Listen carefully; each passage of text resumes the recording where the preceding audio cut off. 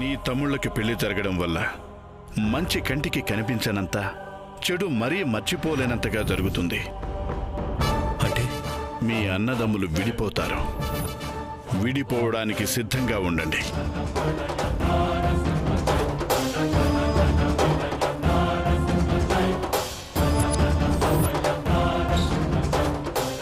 కన్నీళ్లను కూడా ధైర్యంగా మార్చుకోగలిగే నువ్వు భయపడతావు ఎందుకయ్యా? సీతకేం జరిగినా, నా తమ్ముళ్ళకేం జరిగినా దేన్ని నేను తట్టుకోలేనండి. తట్టుకోగలిగే ఆత్మవిశ్వాసాన్ని పెంచుకోవడం తప్ప వేరే మార్గం లేదు రామరాజు.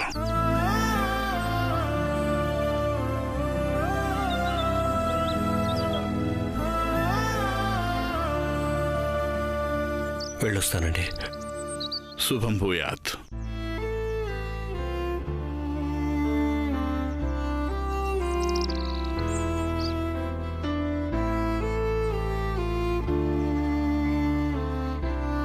మీ తమ్ముళ్లకు పెళ్ళైన తర్వాత జరగబోయే అనర్థాలన్నిటికీ నీ భార్య నిందలు మోయాల్సి వస్తుంది. నీకున్న శాపానికి ఏ తప్పు చేయని నీ భార్య సీత బలవుతుంది. లోకం దృష్టిలో మీరు విడిపోవడానికి కారణం సీతేనన్న అపవాదు నీ భార్య సీతపై పడుతుంది. ఈ నిజాన్ని విని నువ్వు తట్టుకోలేవని నీకీ విషయాన్ని చెప్పలేదు రామరాజు.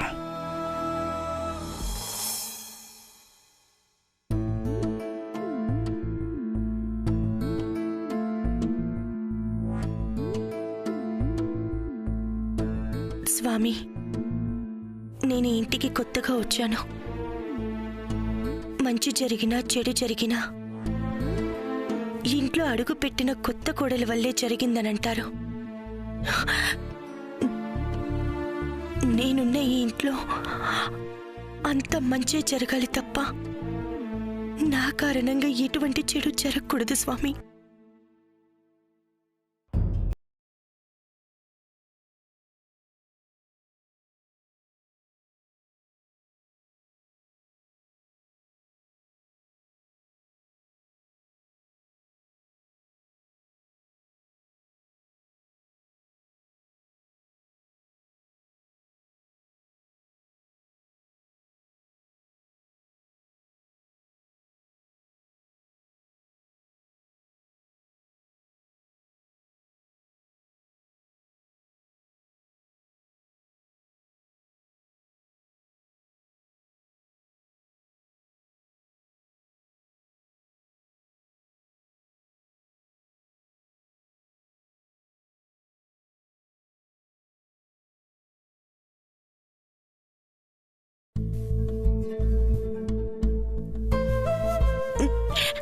నేను ఈ ఇంటికి వచ్చిన తర్వాతే సరస్వతి విషయంలో తప్పు జరిగినందుకు నా భర్త, నా మరుదులు వేరొకరితో మాట పడాల్సి వచ్చింది. ఈ నలుగురు అన్నా తమ్ములు ఎప్పటికీ కలిసి సంతోషంగా ఉండేటట్టు చూడు స్వామి.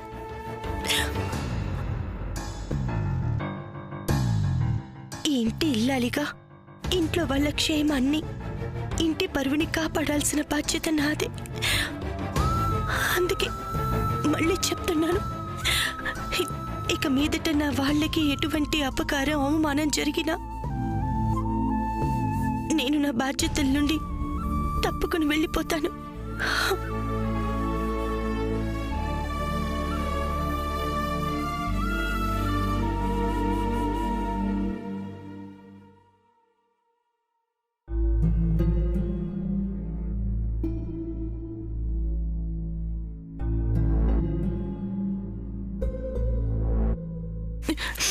వదినా, ఈ ఇంట్లో ఏం జరిగినా దానికి నువ్వెలా కారణం అవుతావు వదినా?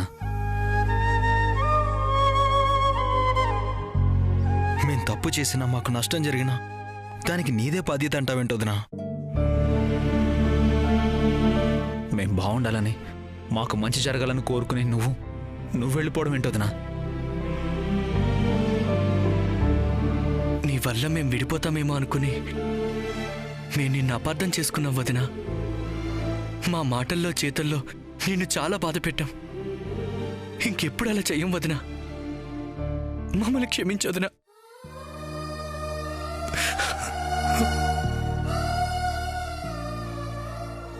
మాకేదైనా మంచి జరిగితే దానికి కారణం నువ్వు అవుతావు గాని ఎలాంటి చెడు జరిగినా దానికి నువ్వు కారణం కాదొదినా.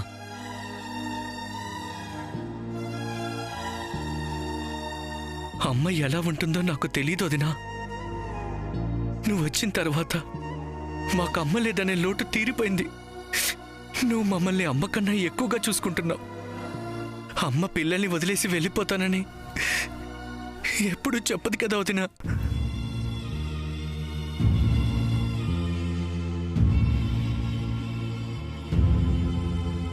మా అన్నయ్యలో తండ్రిని చూసుకుంటున్నాం, నీలో అమ్మని చూసుకుంటున్నాం.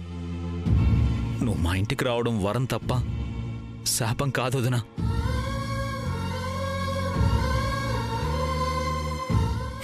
మాకోసం నువ్వు బాధపడ్డావు, మాకు బాధగా ఉందొదినా.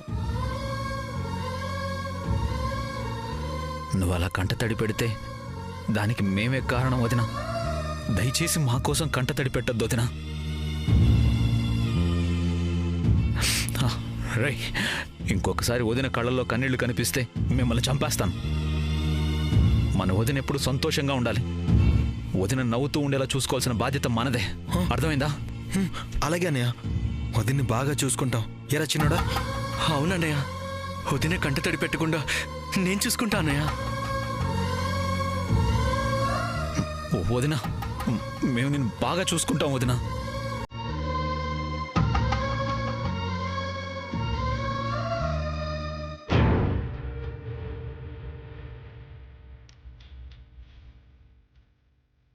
మీ వదిన కంట తడి పెట్టకూడదు.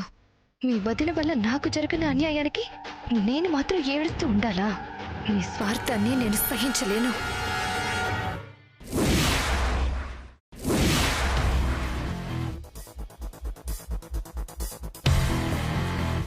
మారుతి, హాయ్, ఎవరండి? ఏంటండి? కార్లో లగేజ్ ఉంది, తీసుకురా. లగేజా? ఇంట్లో ఉండడానికి నాకు సంబంధించినవన్నీ ఉండాలిగా. ఆడవాళ్ళు ఎవరు ఇంట్లో ఉండడానికి రారండి. మీరు ఎవరింటికి వెళ్ళబోయి పొరపాటున రామరాజు గారి ఇంటికి వచ్చేసినట్టున్నారండి. సీత నా అక్క, రామరాజు గారు నాకు బావగారు. కాబట్టి అక్క బావగారు ఇంట్లో ఉండే హక్కు నాకుంది. టెంపరీగా ఉంటారా, పర్మనెంట్గా ఉండిపోతారా? ఇంకా డిసైడ్ చేసుకోలేదు. అంటే మీరు నీ ప్రశ్నలకి సమాధానం చెప్పాల్సిన అవసరం నాకు లేదు. పనోడివి పనోళ్ళలా ఉండు. లగేజ్ తీసుకురా.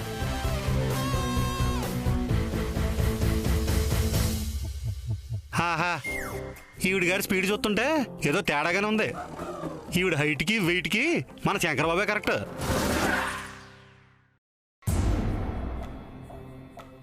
అక్క, సీతక్క, బావగారు.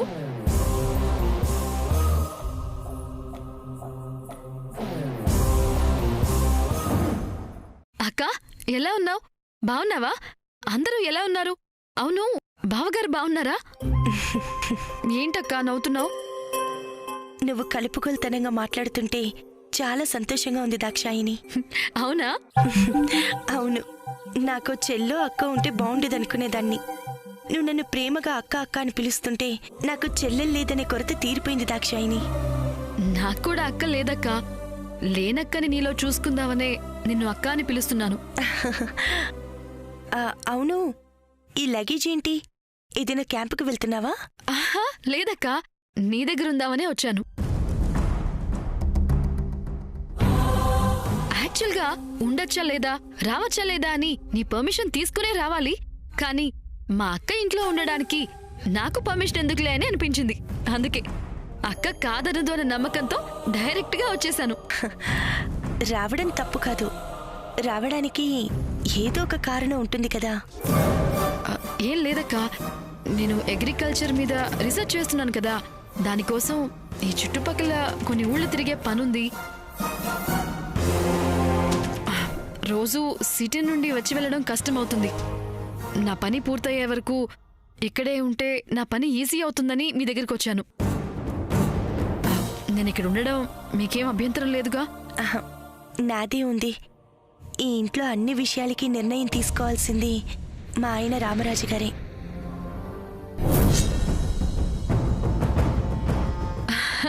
అరుగో మాటల్లోనే బావగారు వచ్చేశారు. నువ్వు చెప్పినట్టు బావగారిని అడుగుతాను. అలాగే.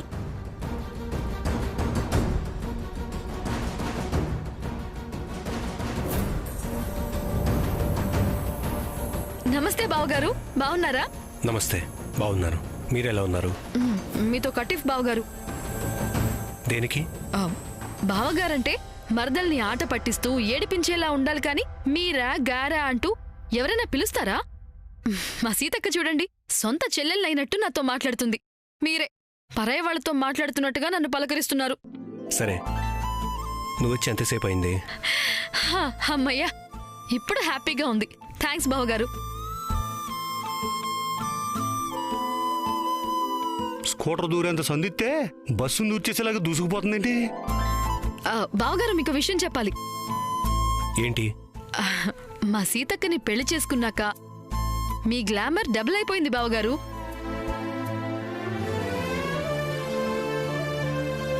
You're looking so smart.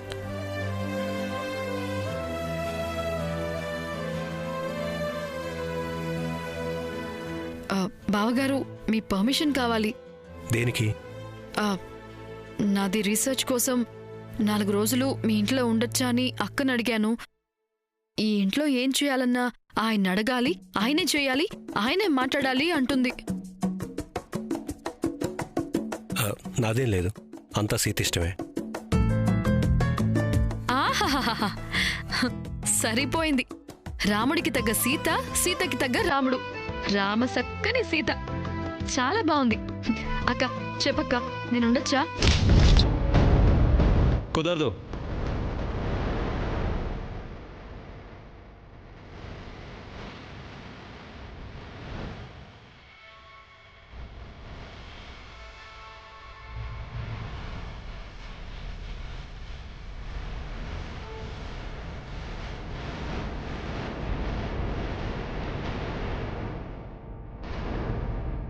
మా వదిన్ని అక్క అని, మా అన్నయ్యని బావగారు అని బంధుత్వాలు కలుపుకుంటూ మా ఇంట్లో ఉంటానంటారేంటండి?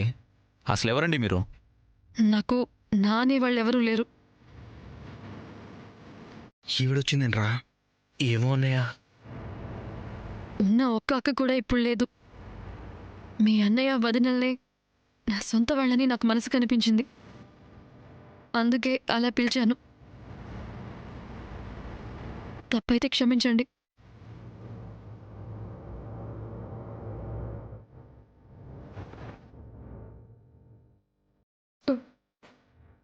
మిమ్మల్ని నా సొంత మనుషులు అనుకున్నాను కాబట్టి ఏదో చనువు కొద్దీ ఇలా ఇక్కడ ఉండాలనుకున్నాను. సారీ అక్క, సారీ బావగారు.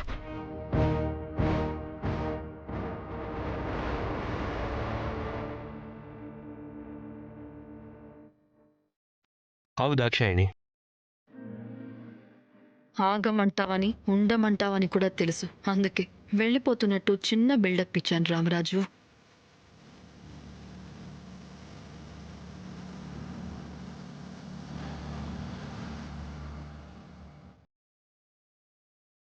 రే శంకర్, మనం కాదనే నమ్మకంతో వచ్చింది. ఇంటికి వచ్చిన వాళ్ళని వెళ్ళిపోమని చెప్పటం సంస్కారం కాదని నీకు తెలీదా?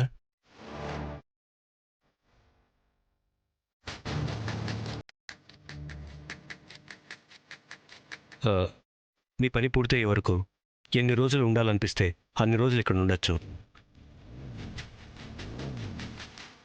థ్యాంక్ యూ బావగారు. థ్యాంక్ యూ అక్క. ఏంటి చిన్న బావగారు కోపంగా ఉన్నట్టున్నారు? నేను ఇంట్లో ఉండడం మీకు ఇష్టం లేదా? కొత్త పరిచయం కదా, అలానే ఉంటుంది. ఇంట్లోనే ఉంటా. 2 రోజులు అలవాటైతే నా మీదున్న కోపం స్నేహంగా మారిపోతుందిలేండి.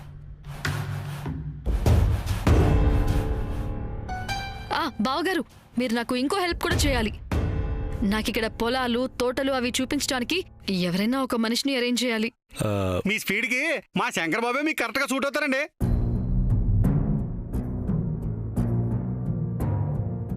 అదేనండి, ఈ చుట్టుపక్కల ఉన్న పొలాలు, చెట్లు, గట్లు, చెరువులు, తోటలు, పంటలు అన్నీ మా శంకరబాబు తెలిసినట్టు ఇంకెవరికి తెలియదండి. అందుకే మీకు హెల్ప్ చేయడానికి శంకరబాబే కరెక్ట్ అని చెప్పానండి.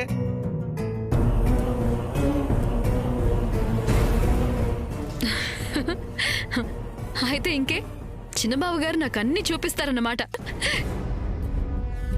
వేరే ఎవరైనా మనిషిని చూసి పెడతాను. శంకర్, ఈ అమ్మాయి ఊరికి కొత్త. ఆడపిల్లని పరాయి వాళ్ళతో పంపించడం సంస్కారం కాదు. నువ్వే దగ్గరుండి దాక్షాయణికి అన్నీ చూపించు. సరే అన్నయ్య. నీ లెక్క సరి చేయడానికి కరెక్ట్గా ఇరుక్కున్నావు. ఇంట్లో ఒక ఆడది అడుగుపెట్టిందని భయపడుతుంటే మళ్ళీ ఇంకో ఆడది వచ్చిందేంటన్నయ్య? అదేరా నా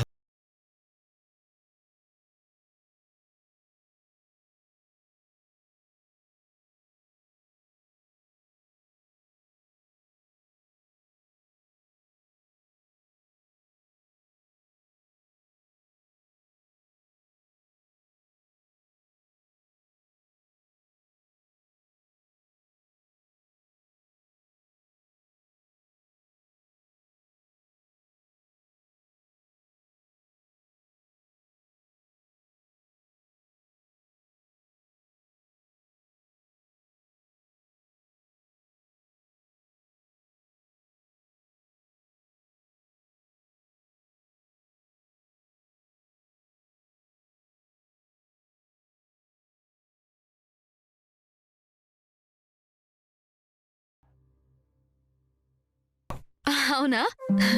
దా. సీత నాకు అక్క అవుతుంది కాబట్టి నువ్వు కూడా నాకు చెల్లెలివే అన్నమాట. Nice to meet you.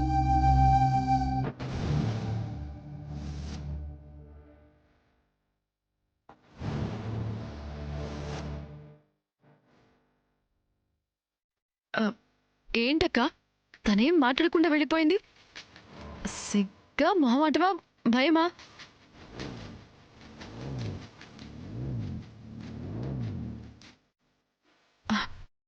చెప్పవేంటక్క? అందరూ ఒకేలా ఉండరు కదా. ఉండరు, ఉండకూడదు. నేనిక్కడికి వచ్చిందే అందుకు. మారుతి, ముందు లగేజ్ తీసుకెళ్ళి లోపల పెట్టు. అలాగే అమ్మగారు.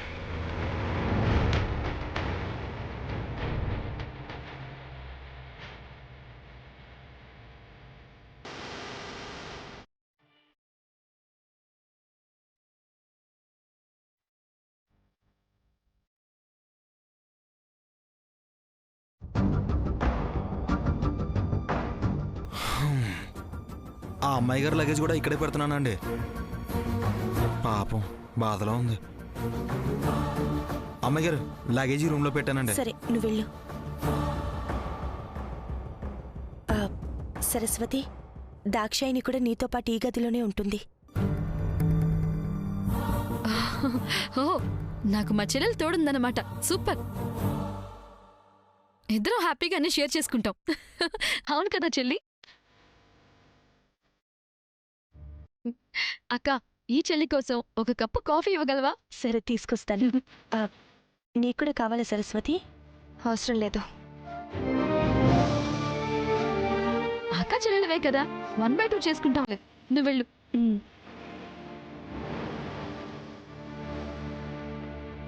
చెల్లి, చెల్లి. ఏయ్, నేను నీకు చెల్లేంటి, నువ్వు నాకు అక్కేంటి? ఏంటి నేను అసా? అంత కోపం ఎందుకు చెల్లి? సీతకి నువ్వు చెల్లివి, సీత నాకు అక్క. అంటే నువ్వు నాకు చెల్లెలివే కదా. ఆవిడ నాకు అక్క కాదు, నేను నీకు చెల్లిని కాదు. అలాంటి వరుసలో నాకు చెప్పకు. ఇంకా నీ కోపం తగ్గలేదన్నమాట. నన్ను కాసేపు ప్రశాంతంగా ఉండనివ్వవా? నా గురించి నీకేం తెలుసని మాట్లాడుతున్నావు? నీ పేరు, నీ ఊరు, నీ ఇల్లు అంతా తెలుసు నాకు. తండ్రిని పోగొట్టుకుని పుట్టెడు దుఃఖంలో ఉన్నావు. ఈ ఊరి జనంతో పాటు నీ బంధువులు కూడా నిన్ను చీకొడుతున్నారు. ఆఖరికి నీ తండ్రి అస్థికల్ని గంగలో కలపడానికి కూడా దిక్కులేని పరిస్థితిలో ఉన్నావని నాకు తెలుసు. నా పెళ్లి జరగకపోవడానికి, నా తండ్రిని పోగొట్టుకోవడానికి, నేను నిందలు మోయాల్సి రావడానికి అన్నింటికి కారణం ఈ కుటుంబమే. ఈ కుటుంబం వల్లే నా బతుకు నాశనం అయిపోయింది. వీళ్ళు నిన్ను ఓదార్చి ఆశ్రయం ఇచ్చి నీకన్నీ చేస్తున్నారు. నిన్ను ఆదరించిన వాళ్ళని క్షమించొచ్చు కదా. నిన్ను ఆదరించిన వాళ్ళ మీద అంత కోపం ఎందుకు చెల్లి? వీళ్ళందరూ మంచివాళ్లే, క్షమించేయొచ్చుగా పాపం. వీళ్ళని క్షమించడమా? అది ఈ జన్మలో జరగని పని. అసలంత కోపం ఎందుకు చెల్లి? నాది కోపం కాదు, పగ. నాకు నా తండ్రిని లేకుండా చేసి, నా కుటుంబాన్ని, నా బంధువుల్ని, నా ఆశల్ని, ఆశయాల్ని అన్నింటినీ దూరం చేసిన ఈ కుటుంబం సర్వనాశనం అయ్యేంత వరకు నా పగ చల్లారదు. వాళ్ల మీద నా ప్రతీకారం తీర్చుకునేంత వరకు నా తండ్రి ఆత్మ శాంతించదు. సరస్వతి,